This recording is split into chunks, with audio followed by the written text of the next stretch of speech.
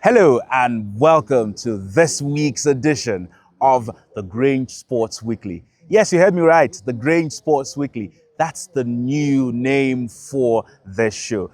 We're pivoting to something bigger. We're pivoting to not just doing only football, but other sports. So you get to have a range of conversations here on this show. And what a way to start it here at the Jabi Lake Mall Park. It's a serene environment. We've done a lot of indoors, and we just decided this time around, maybe we'll just do outdoor. I hope you like the scenery on this week of the Grange Sports Weekly. It would still take some time for me to get used to it, but of course, you following me with this journey, and I hope you get to enjoy it. On this week's edition, we're going to look at the Ballon d'Or. It just happened within the week, and of course, some retirements of some big players and some other interesting sports stories that we'll get to look at on this week's edition of the Grange Sports Weekly. You could call me Richie. I'm the host of this show. Let's get into it.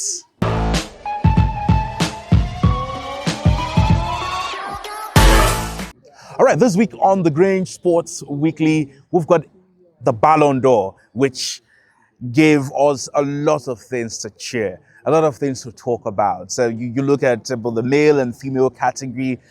From the Nigerian perspective, getting to see Nnedozie, a Nigerian goalkeeper, Super Falcons goalkeeper Chiamaka, do something fantastic. Attend this, not just attend it, but also end up fourth on the ranking of goalkeepers in the world. It says a lot about her prowess. We saw how fantastic she was in France. Now we've seen her join a very industrious Brighton side in England, and she really has been giving us some fine performances with the Brighton side. You also look at her performances with the Super Falcons, just winning the WAFCON a few months ago, or just, you could say, a few weeks ago.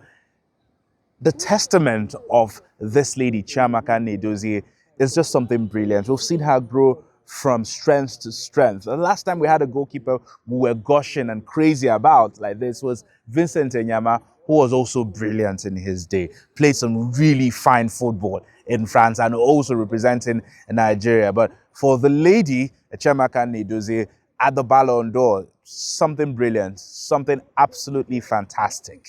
And look at where she ended up on the awards night. And that tells you a lot about how great she has been as a goalkeeper. I wish her all the best. I cannot wait to see her win the Yashin trophy for the best female goalkeeper in the world. I think she can do it. I believe she can do it. Now let's talk about the man who's got some African roots, Ousmane Dembele. His parents jackpot to France. They immigrated to France, and he was born there. This man has grown from strength to strength. We saw him at Borussia Dortmund play scintillating football. Eventually, he moved to Barcelona, and we thought, hey, how will this guy cope? You've got the likes of Lionel Messi at the side. You've got other big players at Barcelona at the time he joined. How was he going to cope? He tried. He played some fantastic football, but he was ridiculed with different injuries. In fact, after the 2018 World Cup, where he won with France, there were different chants, different songs the French team played. In fact, his own part of the French chant was that Ousmane Dembele spent half of the season at the hospital and half of the season playing football. That was how bad his career was when he was playing for many, many years ago. He's still playing for the French national team. He had a staggered growth at Barcelona, and he really could not get to his peak at Barcelona. He eventually had to leave. He went to PSG, came back home to France, and it did look like there was a rebirth of the man. There were issues of disciplinary problems with him at Barcelona. There were stories unconfirmed that he wouldn't sleep early. He was always playing PS till late. His body he didn't allow his body heal sometimes better before he got onto the pitch. But when he went to PSG, something changed. He was more consistent. The injuries were less. And he got married. I can't say for sure that has been the changing point or the turning point for Ousmane Dembele, but he got married. And it did seem that things changed for him. He was more consistent. You look at the last the Champions League campaign, how consistent he was back to back for PSG. All the hurdles they had to cross to make it to the final. And look at how they decimated Inter Milan at the final. How dare you score 5 in a final of a Champions League? That is the summary of what Ousmane Dembele has been able to do. And he also joins a very prestigious group of people who are still playing football now, who have won the Champions League, who have won the World Cup. And it's just fantastic that he's been able to do this for himself. Absolutely brilliant career Ousmane Dembele has had. We also look at Aitana Bonmati, the lady who has won. She plays for Barcelona. She's the first woman to win the Ballon d'Or 3 times in a row. She's won it back to back. This says a lot about her career. She's a lady that's you really can't find a lot of faults with her football and what she's been able to do for the Spain national team and, of course, the Barcelona women's team. Kudos to her. That's why you look at others right behind her. They have some catching up to do if they have to displace Aitana Bonmati. But hey, congratulations to Aitana Bonmati. Congratulations to Ousmane Dembele. Congratulations to Enrique, who led PSG to their very first Champions League trophy. Coach of the Year, you've got Sarina Wigman, who is a big fan of Burna Boy. On that big stage on the night, she was hoping she could have an encore with Burna Boy. Burna Boy came to their celebratory display of the trophy in England, and she was buzzing. She sang word for word, or she sang every word of Burna Boy's songs, and she was really ecstatic. She really hoped Burna Boy could come and celebrate with her there, but hey, that wasn't possible. And Burna Boy has also responded to that, saying anytime Sarina Wigman wants him to come and celebrate, he would always be there. And well, Arsenal were also not left out of it. Their female team, Arsenal female team, were named the team of the year. They won the women's Champions League. And for their male team, a man who had moved from Portugal to Arsenal, Victor Gyökeres, also won the Gerd Müller Award. So maybe something to smile about.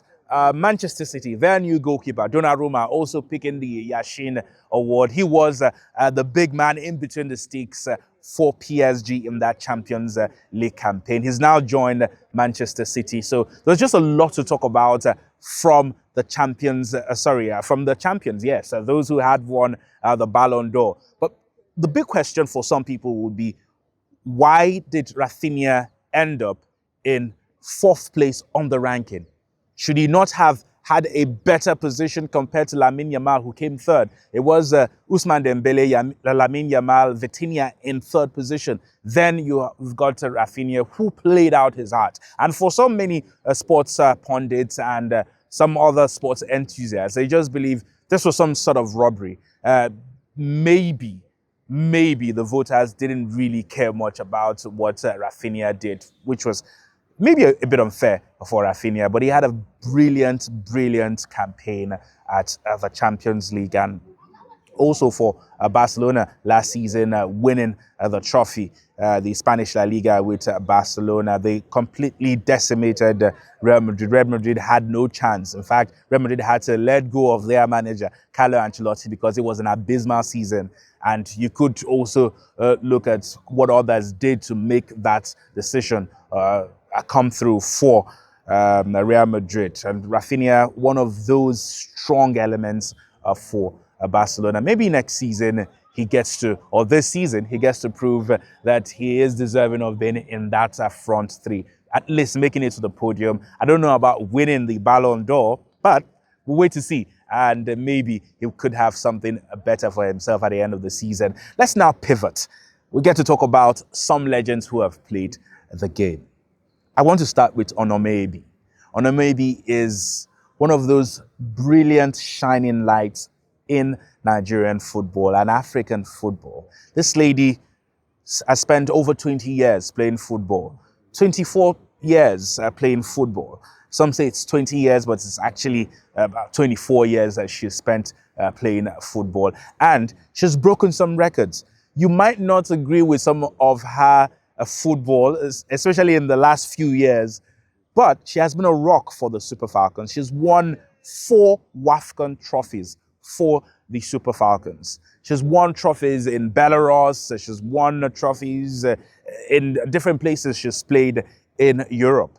But what was um, the big part of her record was making it to 6 World Cups. Now, no male or female African footballer has made it to 6 consecutive World Cups. That was the feat this lady made at the last World Cup that she featured for the Super Falcons. It was absolutely brilliant. Some of us were saying, oh, well, that's a good record, but why did she make it to the World Cup? But now looking at it retrospectively, you see that it was such a brilliant move. Over 100 caps for the Super Falcons, a huge part in that wheel of success for the Super Falcons. She called time on her football, came back to Nigeria, played for Niger Rattles, and she just says, I've tried. I've done my best. She should be about 42 at the moment. And she says she's done her very best in football. And this is the time to say, it's over. I'm calling time on football, because you look at your body, you ask yourself, can you still give of your best? Can you still motivate your team to win? Can you be that younger version of yourself at this age? And she's just told herself the truth, and we celebrate her as a legend of African football, Nigerian football, and also a legend of women's football. Congratulations to you, Onomebi. If you get to see this, know that I love you and I really wish all the best for you. Hopefully you get into sports management. I don't know what part of sports management you get into, but I believe with the wealth of experience Onomebi has, you shouldn't just go into retirement and chill. There's still more work to be done. There's still some mentoring to be done, and I will be rooting for you anytime, any day. Well, let's talk about another legend. His name is Sergio Busquets. I deliberately left him the second because there's just so much to talk about Sergio Busquets that I cannot do within this show. This man was part of the Spain squad who won a treble. Won the Euros, won the World Cup, won the Euros again. He was a huge part of Spain's team. And one thing about Sergio Busquets is that you might not see a lot of crazy stats about him, but the elegance, the poetry he brings to football is something that those who are purists in football, neutrals, cannot hate his football. The way he holds down the ball in the midfield, his vision, his passes, the way he slows down the game sometimes, picks up his defensive attributes, his offensive attributes too. Sergio Busquets was a beautiful footballer. That's just the only way I would put it. It was one of those I would look and say, yes, Pirlo was a legend, but you see, so far from what Pirlo was able to achieve, I would say he even achieved more than Pirlo, but I would not diminish the legendary status of Andrea Pirlo. But for Sergio Busquets, there was some magic he had at Barcelona. There was just some beauty watching him play for the Spain national team. Eventually he's going to end his career with MLS side, the side Miami team where Lionel Messi plays. That was more of a retirement move for him after leaving as a Spanish La Liga, moving to the MLS. Some good money to be made in the MLS. I'm sure he is one of those who would have made some good money playing for that MLS side. And I wish him all the best for the future. He's still got a season to play. There's the Shields tournament where the MLS, the Miami squad has qualified for. If they get to win that, he also adds to more trophies he must have won at the MLS. He's won at least 2 different trophies there with his MLS side, and he's been a brilliant footballer. And at this point, he might be pivoting to business, just like Gerard Piqué had done just like Gerard Piqué had done back in the day. I don't know what he's going to do, but for Sergio Busquets, he deserves his flowers. Such a beautiful footballer, a footballer that you would wish would continue playing for a top side. A team like Manchester United might be needing a player like Sergio Busquets because his quality is just something brilliant. Unfortunately, I had to bring Manchester United into this conversation, stray bullet, but it's fine.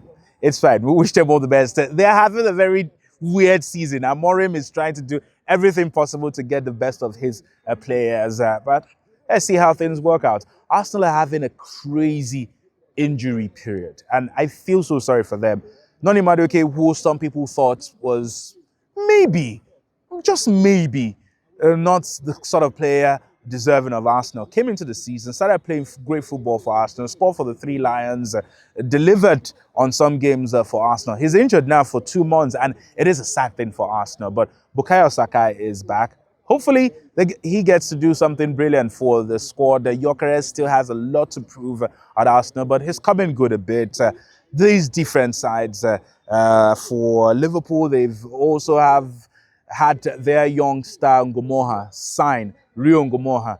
He's got Igbo ancestry, he's got Igbo parents, so here's one man who has just signed a new contract or a professional contract with Liverpool. So there's just a whole lot going on in different leagues in the world, and Mbappe is on a very crazy run at the moment. Look at the goals he scored for his side.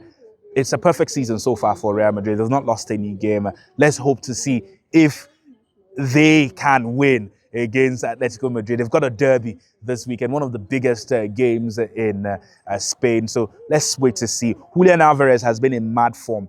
In the Europa League, he scored a brace for Atletico, not in the Europa League, in the Spanish La Liga, he scored a brace for Atletico Madrid. So yes, it's going to be a very tense fixture between these two sides. Okay, so still talking about the La Liga, the big fixture for this weekend for Xabi Alonso is a new terrain for him as a manager. He's played for Real Madrid before, so he understands what it means to play against your local city rivals, Atletico Madrid. So maybe that counts for something when this game comes through. Because you look at the sort of players at Real Madrid, some of them are actually looking for game time. A player like Rodrigo is looking for more game time. He's not really gotten it right, and that is a player of that quality. Could have gone to Arsenal, but I guess the prize money was a bit too much. Even Manchester City were interested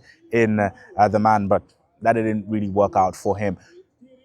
You look at Atletico Madrid, they've got the likes of Soloth in that squad.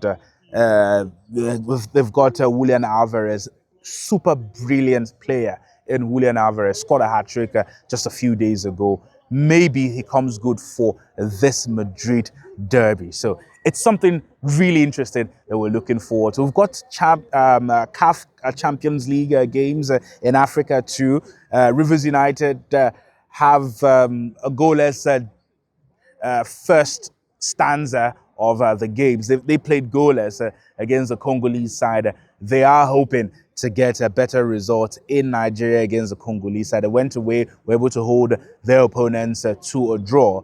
For Remo Stars, they scored 4 goals in their very first game, and they will be hoping, away from home this time around, they can maybe mitigate the attack of their opponents and maybe get it respectable, even if they're going to lose.